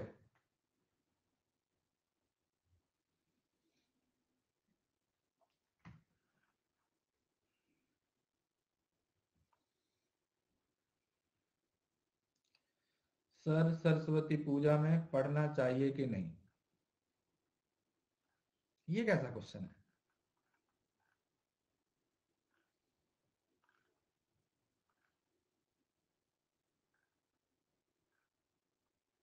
मेरे पास का कोई क्वेश्चन नहीं है बेटा, मतलब इसका मेरे पास कोई आंसर नहीं है, कि मुझे पता नहीं है कब कब ये पूजा है। सब बोलते हैं कि नहीं पढ़ना चाहिए। देखो सरस्वती माता तो खुद खुद पढ़ाई की माता है ना, तो वो मतलब समझ रहे हो ना। बसंत पंचमी पे 5 फरवरी को, अच्छा। देखो अभी इसमें आप अपने हिसाब से देख लीजिए, क्योंकि मेरे को इसके बारे में पता नहीं।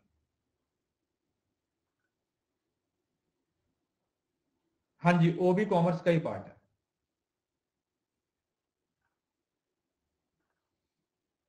नहीं पढ़ते, ठीक है, कोई बात नहीं। अगर आप नहीं पढ़ना चाहते तो मत पढ़िएगा, और अगर आप पढ़ना चाहते तो आप पढ़ लीजिएगा, है ना। देखो वो अपनी पर्सनल चॉइस होती है, आपकी इच्छा है, पढ़ना है तो पढ़िए, नहीं पढ़ना तो मत पढ़िए, बात खत्म। मुझे इसके बारे में नहीं पता। जी प्रतिभा, किसी का कोई डाउट है तो अभी चलो 5 मिनट हम रेज हैंड कर लेते हैं, किसी का कोई डाउट है तो। Okay, let's just invite some students.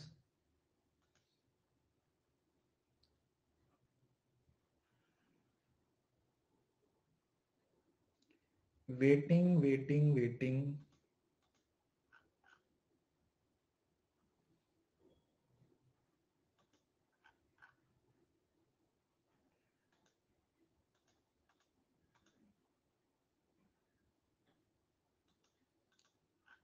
Waiting ही हो गया क्या? और किसी को सिलेक्ट क्यों नहीं कर पा रहा? रुको रुको रुको रुको, लेट मी रिफ्रेश इट। नहीं नहीं, सम नॉट अभी पेंड।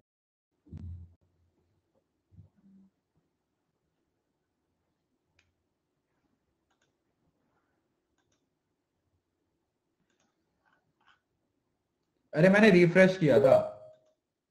Okay, so here it is. Hello. हाँ जी बोलिए। Yes sir, good afternoon. Good afternoon जी। सर मुझे ना एक कंफ्यूजन था कि जैसे P1 से P2 से जाने पे कंक्लूजन पे जाने थे, उसे इन्फ्रेंस कहते हैं। तो न्याय के पार्ट है ना ये इन्फ्रेंस और अनुमान, शब्दा, तो ये सब भी तो हो सकते हैं।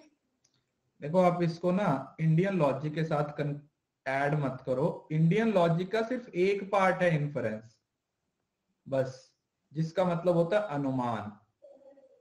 वो जो बाकी है ना शब्द, वो सब अलग हैं। तो इसका मतलब जो अनुमान है ना, उसमें एक नॉलेज को बेस बना के दूसरी नॉलेज तक पहुंचा जाता है। या अगर आप इंग्लिश लॉजिक के हिसाब से देखो तो दोनों प्रीमाइसिस से कंक्लूजन तक पहुंचा जाता है। तो ये दोनों अलग अलग टर्म्स हैं, इसको मिक्स मत कीजिए। सर तो ये शब्दा और प्रत्यक्ष वगैरह ये सब नहीं होंगे? ये तो बेटा टाइप्स ऑफ प्रमाण है ना। ये यस सर। ये तो टाइप ऑफ प्रमाण है, उसी में से एक प्रमाण आपका अनुमान है, सेकंड। ठीक है। तो सर ये सिर्फ अनुमान पे हाँ एप्लीकेबल होगा? हाँ जी, अनुमान पे applicable. Okay sir, thank you.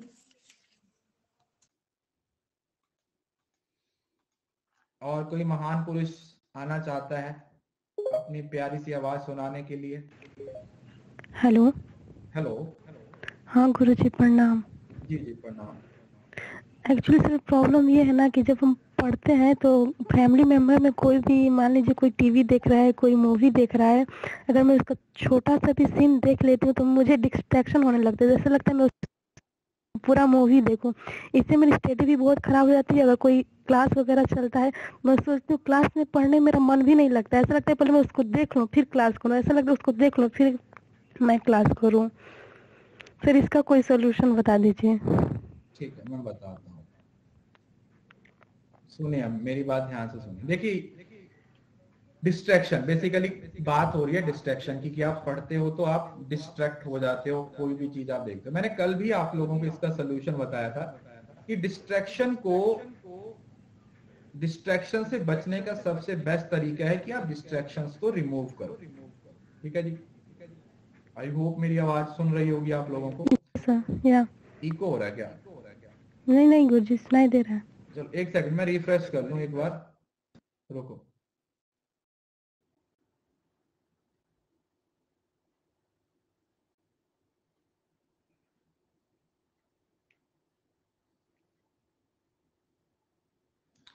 तो इसमें पता है क्या है, अभी सही है? प्लीज एक बार बता दीजिए, अभी सही है? हाँ, तो देखो नेहा का जो क्वेश्चन है वो मे बी आप लोगों का भी क्वेश्चन होगा। इवन के ये चीज मैंने खुद भी फील किया, मेरे साथ भी ऐसा कई बार होता है। तो इसी वजह से मैंने कल आप लोगों को इस चीज के बारे में बताया था कि जब आप पढ़ रहे हो ना, तो बी श्योर कि वहां पे कम से कम डिस्ट्रैक्शन हो। अगर टीवी चल रहा है तो आप किसी दूसरे रूम में चले जाओ। समझ रहे हो ना? अगर ऑब्वियसली बात है टीवी चल रहा है, पढ़ रहे हो, तो सीधी सी बात है आपका ध्यान टीवी पे ही जाएगा। तो डिस्ट्रैक्शन से बचने का सबसे बेस्ट तरीका है कि आप डिस्ट्रैक्शन को हटा दो। आपका मोबाइल आपको डिस्ट्रैक्ट कर रहा है ना, तो इसको उठा के दूसरे रूम में रखाओ। समझ रहे हो ना? सो दिस इज समथिंग जो आप कर सकते हो। ठीक है जी। So this is something that you need to work. आप उस डिस्ट्रैक्शन को ही एक जगह से दूसरी जगह पर रिमूव कर दीजिए, उसको हटा दीजिए उस जगह से। राइट?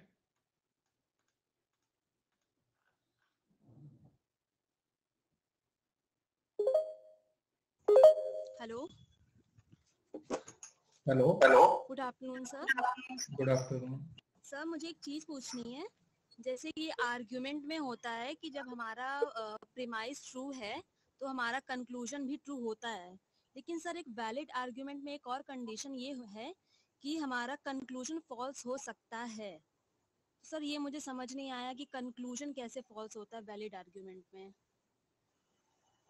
कहाँ पे लिखा है कि यार मेरी आवाज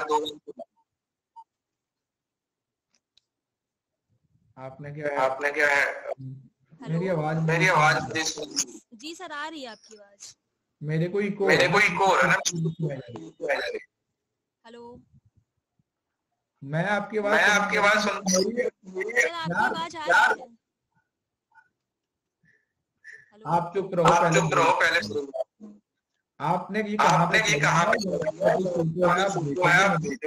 मुझे लगता है कि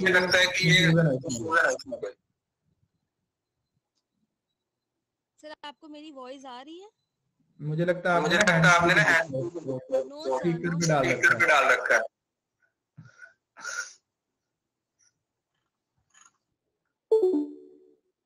आप ना स्क्रीनशॉट भेज दीजिए क्योंकि मुझे ना वही आवाज मेरी वापस आ रही है। उसमें ऐसा है, देखो कंक्लूजन फॉल्स होने का मतलब ऐसा है कि अगर देखो वैलिड में कंक्लूजन सच या झूठ है वो कंक्लूजन पे बेस नहीं होता। देखो ध्यान से सुनो मेरी बात, इस चीज को कंक्लूजन का फॉल्स होने का मतलब पता है क्या है? अगर प्रीमाइसिस फॉल्स है तो कंक्लूजन फॉल्स होगा बट कंटेंट वाइज फॉल्स होगा वो। बट अगर प्रीमाइसिस दोनों सच, प्रीमाइसिस को सच मानते हो और उसके अकॉर्डिंग कंक्लूजन फॉलो हो रहा है। देखो यहां पर कंक्लूजन का ट्रू फॉल्स का कंसेप्ट नहीं है, यहां पर है कंक्लूजन का फॉलो होने का। समझ रहे हो ना? यहां पर कंक्लूजन के फॉलो होने का मतलब है। जैसे मैं आपको इसकी सिंपल एग्जांपल देता हूं, जैसे देखो ऑल गर्ल्स आर क्यूट, ये आपका पहला प्रीमाइस है। दूसरा राधा इज गर्ल और कंक्लूजन है राधा इज क्यूट। अब ये सच तो नहीं है ना, बट ये फॉलो हो रहा है। बात समझ रहे हो ना? यहां पर हम सिर्फ और सिर्फ स्ट्रक्चर पे ध्यान देते हैं। वैलिडिटी में स्ट्रक्चर पे फोकस किया जाता है, कंटेंट नहीं देखा जाता है। ऐसे तो ये फॉल्स है। Are you getting the point? Valid है बट साउंड नहीं होगा, अनसाउंड हो जाएगा, अनसाउंड हो जाएगा। ठीक है जी, ये क्या हो जाएगा? ये अनसाउंड हो जाएगा। I hope your doubt is clear. Good afternoon sir. Hello good afternoon sir. Good afternoon. Sir मेरा सबसे बड़ा मेरे से दिक्कत ये हो रही है कि सर मेरा एमकॉम है सर, फर्स्ट सेमेस्टर सर, साथ में मेरे इंटरनल्स भी चल रहे हैं सर, मार्च में मेरा सेमेस्टर भी है सर। तो मेरे लिए बहुत टफ हो रहा है कि सर एक साथ मैं दोनों चीज को मैच कर पाऊँ सर। तो प्लीज इसके लिए कोई सोल्यूशन बता दीजिए कि साथ में मैं अपना नेट का भी प्रिपरेशन कर पाऊँ और सर एग्जाम्स के भी प्रिपरेशन कर पाऊँ। अच्छा देखो, पहली बात तो एमकॉम में कोई पढ़ता नहीं है मुझे तो लगता है। और दूसरी बात मैं आपको क्या सजेस्ट करूंगा कि जैसे आप जो एमकॉम में पढ़ रहे हो वो सब्जेक्ट हैं वो कॉमन होंगे जो आप यहाँ पे पढ़ रहे हो। तो मेरी सजेशन ये है कि आप उन सब्जेक्ट्स को पहले करो जो आपके एमकॉम में भी आ रहे हैं और आपके नेट में भी आते हैं। जी ठीक है जी। उसके बाद जो बाकी, देखो एमकॉम से ज्यादा इंपॉर्टेंट नेट क्रैक करना है क्योंकि एमकॉम तो आपकी हो ही जाएगी अल्टीमेटली। तो एमकॉम को थोड़ा कम टाइम भी दोगे तो भी आपकी एमकॉम क्लियर हो जाएगी, 60 65 70% नंबर आ जाएंगे। बट नेट को क्रैक कर लोगे तो आपका एमकॉम का फायदा है वो आपको डबल हो जाएगा। समझ रहे हो ना? तो पहले आप उन सब्जेक्ट्स पे फोकस करो जो आपके एमकॉम में भी हैं और आपके यूजीसी के नेट, उसके अकॉर्डिंग शुरू करो। ठीक है, थैंक यू सर। चलो अभी मैं थोड़ा इसको टॉपिक को आगे बढ़ाता हूँ, उसके बाद आगे के स्टूडेंट्स की क्वेरीज लेता हूँ। ठीक है, पहले मुझे जो कल वाला थोड़ा सा स्केयर ऑफ ऑपोजिशन था पहले उसको खत्म कर लें, उसके बाद बाकी स्टूडेंट्स के साथ बात करता हूँ।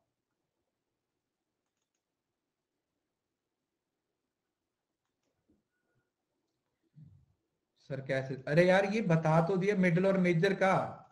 कंक्लूजन चेक कर लो ना, कंक्लूजन का देखो ये तो दोनों में आ गया मिडल, कंक्लूजन का सब्जेक्ट हो गया वो माइनर और कंक्लूजन का प्रेडिकेट हो गया वो मेजर। प्लीज आप कल की क्लास को, इस क्लास को दोबारा देखिएगा, मुझे लगता है शायद आप फोकस होके क्लास को नहीं देखा।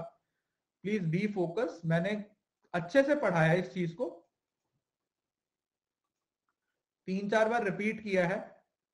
तो आप थोड़ा सा इसको दोबारा देख लीजिएगा तो आपको क्लियर हो जाएगा। कुछ ना स्पेशल टाइप की कन्वर्जन होती है, उसको समझने की कोशिश कीजिए। अब देखो यहां पे सुनो, ध्यान से सुनो। अब ये वही जो चीज मैंने आप लोगों को पहले बताई, AEI, a negative sentence that begin with the word like every, any, each or all will be treated as O type।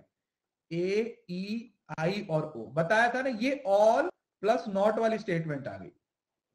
तो अगर इस तरीके की ट्रीटमेंट होती है तो उसको क्या कंसीडर करोगे? उसको हमेशा सम नॉट ही कंसीडर किया जाएगा, इसको याद रखो।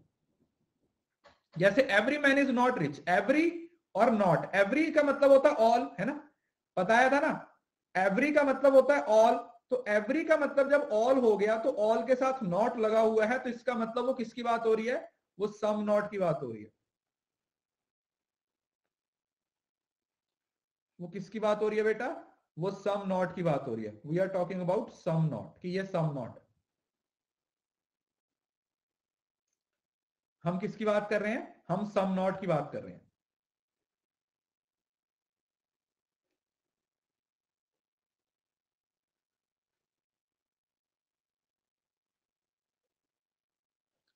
पहली प्रोपोजिशन ये, प्लीज बातें बंद, अब आग धुआं ना निकालो यहां पे। जब भी ऑल के साथ नॉट लगेगा तो वो सम नॉट बन जाएगा, that will become some not. पहली बात तो ये, ठीक है जी, सम नॉट बन जाएगा। दूसरी एक ये वाली बताता हूं, जहां पर वर्ड आ गया हार्डली, स्केर्सली और सेल्डम, ये तीन वर्ड याद रखिएगा, ये भी आप लोगों के सम नॉट के लिए ही यूज होते हैं। These words are also used for some not। अगर ये वर्ड आ जाए, जैसे बिजनेसमैन आर सेल्डम ऑनेस्ट, इसका मतलब हुआ कि सम बिजनेसमैन आर नॉट ऑनेस्ट। सम के साथ क्या आएगा? नॉट आएगा। सम के साथ यहां पर क्या लग जाएगा बेटा? नॉट लग जाएगा। क्या लग जाएगा? सम और नॉट, सम और नॉट किसके साथ रिलेट करेगा? सम और नॉट। तो इसका मतलब क्या हुआ? Hardly, seldom, scarcely, all plus not, ये सारी फैमिली किसकी है? ये सम नॉट की फैमिली है। ये किसकी फैमिली है? ये सम नॉट की फैमिली है। ये सारी फैमिली किसकी है? ये सम नॉट की फैमिली है, है, है। ये सारी सम नॉट की फैमिली है, तो इसको आप लोगों ने याद रखना है। दो और है, वैसे ये आज तक कभी पेपर में पूछी नहीं गई है, बट फिर भी मैं आप लोगों को बता देता हूं। ऑलमोस्ट नहीं होगा, ऑलमोस्ट तो भाई देखो यार, वो ऑल वाली सारी स्टेटमेंट आप लोगों को बताई थी। ये देखो यहां पे आपको बताया था ना, ऑल की कौन कौन सी टर्म होती है। ये देखो, none but only, any, only, each, every, ये ऑलमोस्ट नहीं आएगा इसके अंदर, वो सब में आएगा।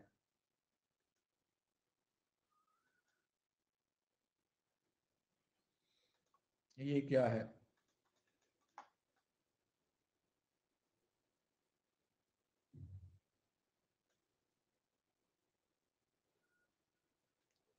देख लीजिएगा, ठीक है। इसको थोड़ा ब्लर है, बट PDF डाउनलोड करोगे तो साफ साफ दिख जाएगा।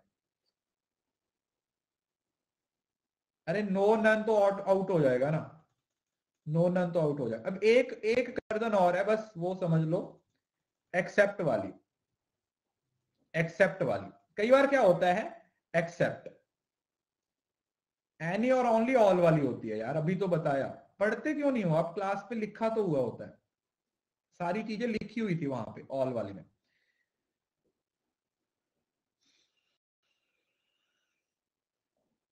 जब एक्सेप्ट के साथ, जब वर्ड आ गया एक्सेप्ट, वैसे तो एक्सेप्ट सम होता है, आप लोगों को पता है, बट अगर एक्सेप्ट के साथ कोई स्पेसिफिक टर्म आ गई, समझ रहे हो ना? अगर सम के साथ कोई स्पेसिफिक टर्म आ गई तो उसको आप लोगों ने ऑल में कन्वर्ट कर देना है। बात समझ आया? जब एक्सेप्ट के साथ कुछ स्पेसिफिक आ गया, स्पेसिफिक तो मतलब 100%, मतलब ऑपोजिट चल रहा है, ये ऑपोजिट चल रहा है। जैसे देखो एग्जांपल क्या थी, all metals except mercury are solid. तो इसका मतलब यहां पर एक्सेप्ट के साथ मरकरी स्पेसिफिकली लिख दिया ना, तो हम इसको अब यूनिवर्सल में कन्वर्ट करेंगे। कैसे करेंगे? All non mercury metals are solid. तो यहां पर मरकरी को छोड़ा था, तो अब नॉन मरकरी बना के उसको सॉलिड आर्ग्यूमेंट में कन्वर्ट कर दिया। समझ रहे हो? अगर किसी भी टर्म के साथ एक्सेप्ट लिखा हुआ है और उसके साथ जो टर्म लगी हुई है वो स्पेसिफिकली मेंशन है कि ये वाली टर्म है, वो स्पेसिफिकली मेंशन है कि ये वाली टर्म है, तो आप उसमें क्या करोगे? उसे यूनिवर्सल में कन्वर्ट करोगे, ऑल में कन्वर्ट कर दोगे। बट अगर एक्सेप्ट के साथ वो वर्ड स्पेसिफिक लिखा हुआ है, बट अगर स्पेसिफिक नहीं लिखा हुआ तो इसका और अलग क्वेश्चन होगा। इससे क्वेश्चन नहीं पूछे गए आज तक, ठीक है? मैं बता रहा हूं, ये सिर्फ कन्वर्जन के पॉइंट ऑफ व्यू से बता रहा हूं, बट इससे आज तक कभी क्वेश्चन पूछा नहीं गया, बट फिर भी मैं आप लोगों को सिखा रहा हूं। और अगर एक्सेप्शन के साथ कुछ इंडेफिनेट लिखा हो तो वो सम हो जाएगा। All metals except one. One कौन सी? हमें पता ही नहीं है। वन कौन सी है? हमें पता ही नहीं है भाई कौन सी है। तो इसका मतलब क्या हुआ? अगर एक्सेप्ट के साथ एक स्पेसिफिक टर्म लिख दी तो वो किस में कन्वर्ट हो जाएगी? वो ऑल में कन्वर्ट हो जाएगी। और वहीं पर अगर एक्सेप्ट के साथ इंडेफिनेट, मतलब जिसके बारे में हमें कुछ पता नहीं है, ऐसी टर्म लिख दी तो वो किस में कन्वर्ट हो जाएगी? वो सम में कन्वर्ट हो जाएगी। Is it clear? 5, 6, 7 क्वेश्चन तक आते हैं इसमें, करेंगे क्वेश्चन भी, टेंशन मत लो, सब होगा। शाम की क्लासेस को एनरोल करो पहले तो सारे बच्चे जिन्होंने नहीं किया। You got it? तो इसके साथ आप लोगों का जो स्केयर ऑफ ऑपोजिशन वाला पूरा कंसेप्ट है वो क्लियर हो जाता है। इससे बाहर कुछ नहीं आएगा। इसके बाद इसके प्रैक्टिस सेशन होंगे जिसमें आप लोगों को चीजें और अच्छे तरीके से क्लियर होंगी। मतलब अगर एक्सेप्ट के साथ स्पेसिफिक लिख दिया, मतलब जैसे एक्सेप्ट दिस, किसी बंदे का नाम लिख दिया या किसी और चीज का लिख दिया, तो फिर आप उसको ऑल में कन्वर्ट कर दोगे। किसमें कन्वर्जन हो जाएगी? जो कन्वर्जन है वो किसमें हो जाएगी? वो ऑल में हो जाएगी। वहीं पर अगर एक्सेप्ट के साथ इंडेफिनेट आ गया, क्या आ गया? एक्सेप्ट के साथ इंडेफिनेट आ गया तो वो कन्वर्जन किसमें हो जाएगी? वो सम में कन्वर्जन हो जाएगी। वो किसमें हो जाएगी बेटा? वो सम में कन्वर्जन हो जाएगी। Is it clear? उम्मीद करता हूं ये बात आप लोगों को समझ आ गई होगी। समझ आ गई जी?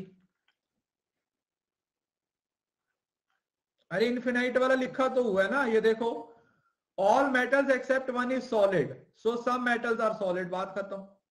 क्योंकि एक्सेप्ट कौन सी हमें पता नहीं ना, एक्सेप्ट किसकी बात हो रही है उसके बारे में तो हमें पता नहीं है। वो तो वन कोई भी हो सकती है, इट कैन बी एनीथिंग। तो इस वजह से उसको बोला गया है कि ये तो कोई भी टर्म हो सकती है, ये कोई भी टर्म हो सकती है, इसके बारे में हमें पता नहीं है।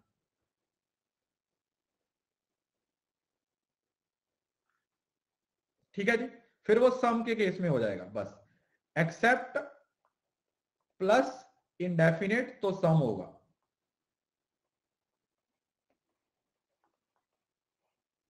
राइट?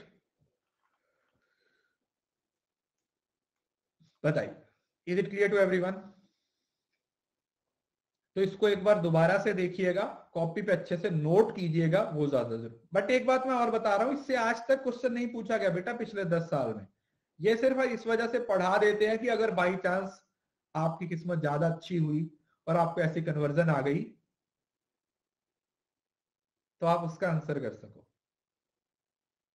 फिर तो नॉन तो लगेगा ही ना ऑल के साथ, नॉन तो लगेगा ही ना ऑल के साथ। ठीक है, चलिए अभी हम आगे का टॉपिक शुरू करते हैं जो है आप लोगों का डेफिनेशन। अब देखो स्क्वायर ऑफ ऑपोजिशन हो गया, सिलोजिज्म का आपका सम नॉट रह गया है, वो आगे की क्लास में होगा। अभी हम टॉपिक शुरू करेंगे हमारा डेफिनेशंस।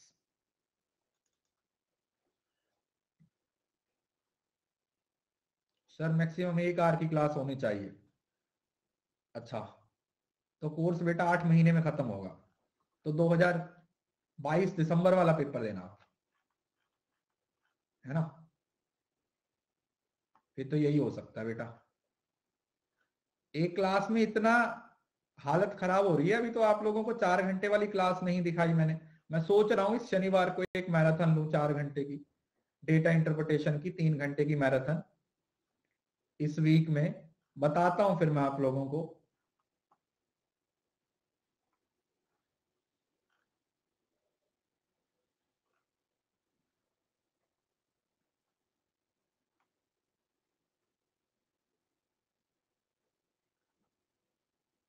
संडे नहीं, सैटरडे को, सैटरडे को, सैटरडे को।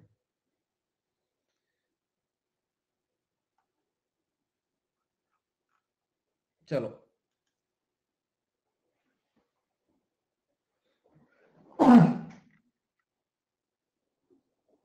सॉरी, कौन याद कर रहा है मुझे?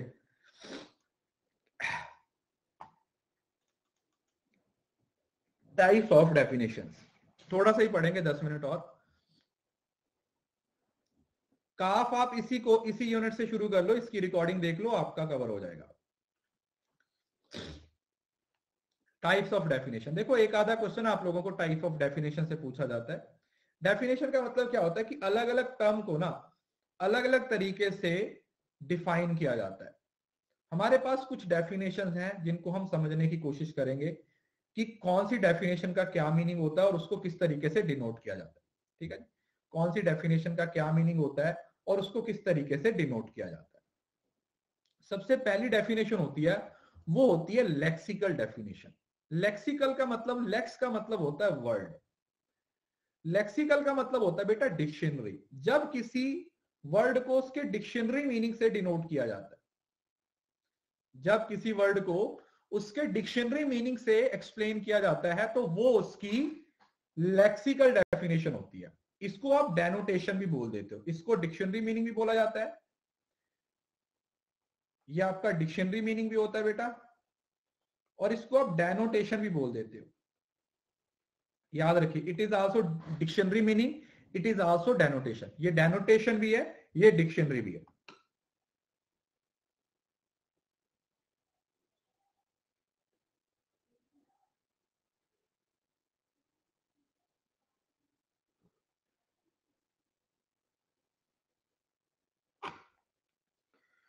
तो किसी भी वर्ड का डिक्शनरी मीनिंग, जैसे फॉर एग्जांपल आप एक चेयर को सर्च करो डिक्शनरी में जाके, तो चेयर के बारे में क्या लिखा होगा? Chair is an element which have 4 legs, we can rest on it. समझ रहे हो ना? मतलब जैसे एक मोबाइल है, अगर आप इसकी डेफिनेशन देखोगे डिक्शनरी में तो क्या होगी, उसके अकॉर्डिंग बताया जाएगा। तो इसका मतलब होता है एक ऐसा एक्सेप्टेड मीनिंग जो ऑलरेडी हमें पता है, और इससे क्या होती है, एम्बिग्यूटी को क्या किया जाता है, रिमूव किया जाता है। ठीक है, किसी चीज को डिफाइन किया जाता है, डिफाइन किया जाता है मतलब जो डिक्शनरी का मीनिंग होता है। किसी भी वर्ड का डिक्शनरी का जो मीनिंग होता है वो उसकी लेक्सिकल डेफिनेशन होती है, वो उसकी डेनोटेशन। एम्बिग्यूटी का मतलब होता है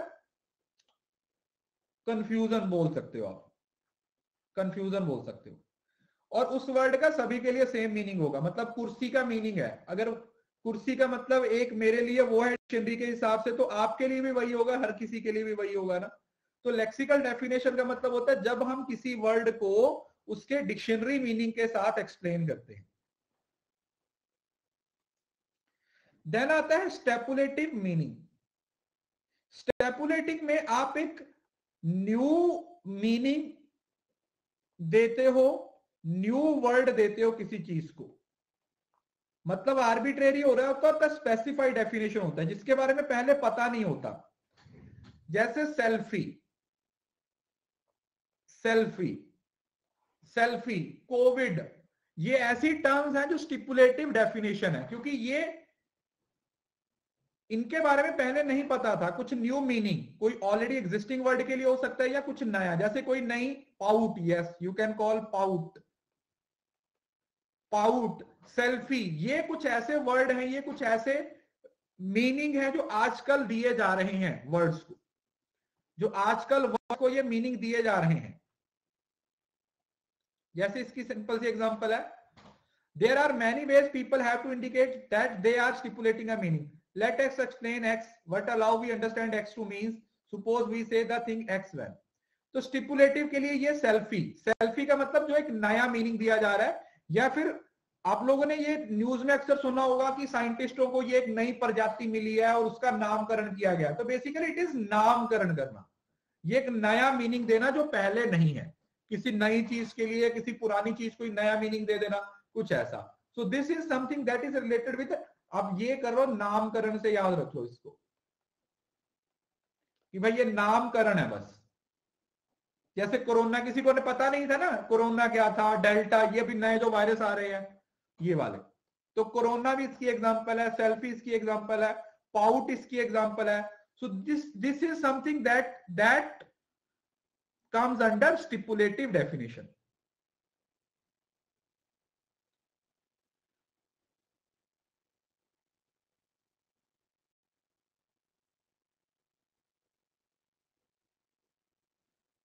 राइट, क्वारंटाइन, यस, ये कोरोना के टाइम पे तो कितने सारे वर्ड हमने नए सुने, quarantine,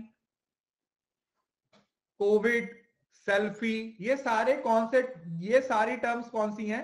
These all are selfie, all are stipulative definition.